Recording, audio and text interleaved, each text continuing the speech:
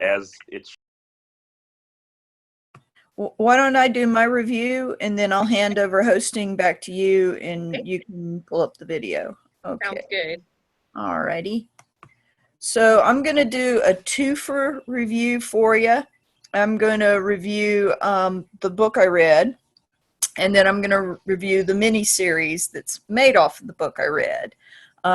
So what I read, hang on, let me pull up the cover.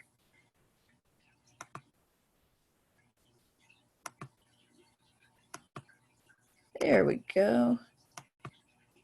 I read Annie Proulx's book, Barkskins, which has recently been made into a mini-series on National Geographic Channel.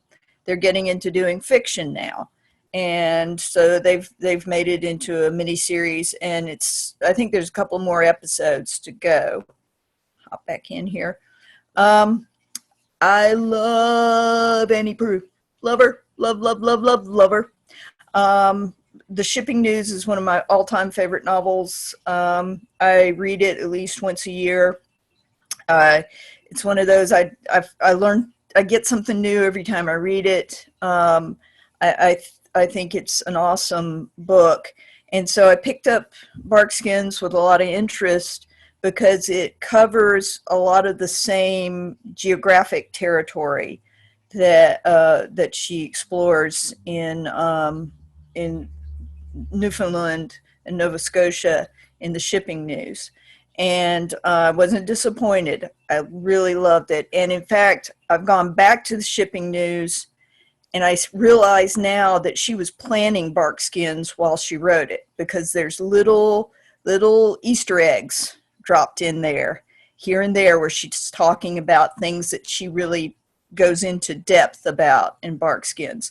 Barkskins is about the history of northern New England and the corner of Canada that will become Quebec and the provinces around it. And it starts in New France, the French colony, where we start off, we're a couple of decades ahead of the French and Indian War, when it is very early in European colonization. And two men come on the same ship from France to New France, and they are both sold as indentured servants to the same master. And you follow these two guys and their lives and then their families from then until now. And she takes you generation through generation. And what she's telling you is not just the story of these two families that move in two very different directions, two different trajectories, but she's telling you the story of that part of North American continent's land and peoples. One of the guys is named Salt, and Salt is not the sharpest tool in the shed.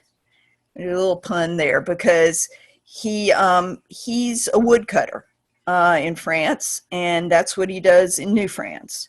He just cuts down trees, and not very bright, and he ends up married through a business relationship to a Native American woman, and so his family moves in a blue collar trajectory as they go through the generations. The other guy on the ship who's sold to the same master is named Duchamp, and he changes his name to Duke. And he, within a week of them starting out clearing this master's lands, he takes off. He's like, no, I'm not doing this, and proceeds to violate his contract and become a wanted man, and gets into the fur business and then parlays that into getting into the wood cutting business, the timber business. And his family moves in, you know, a white collar trajectory over the generations.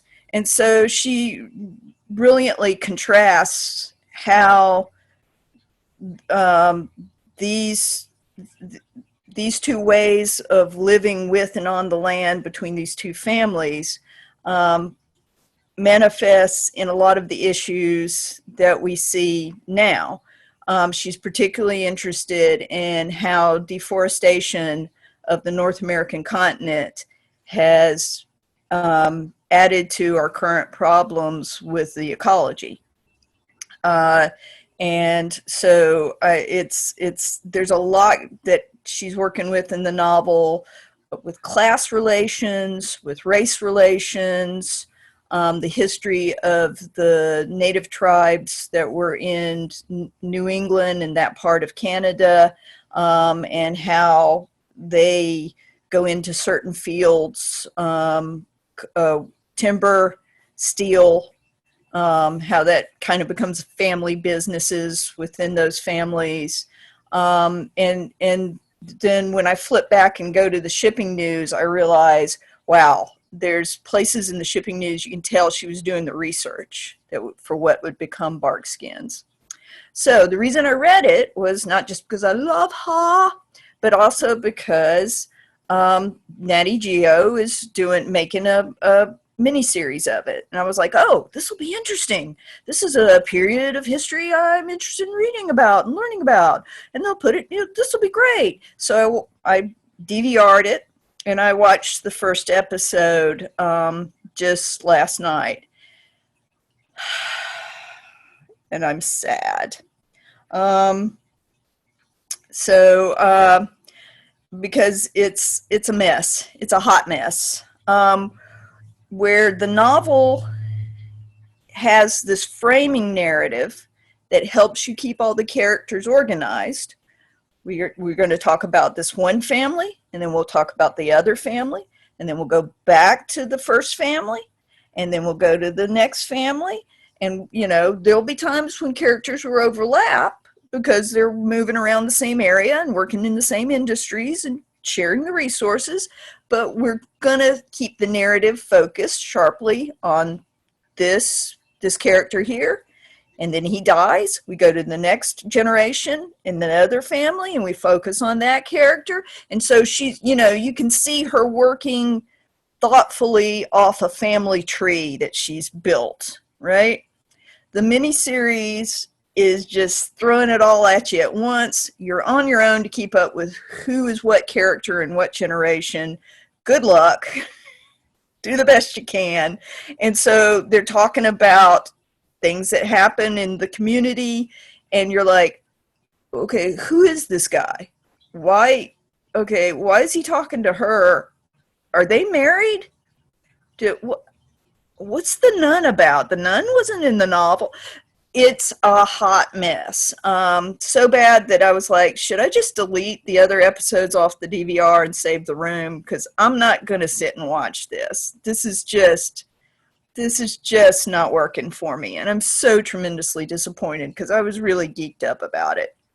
So that's my review. Read the book. Watch the miniseries if there's nothing else on. So, and I thank you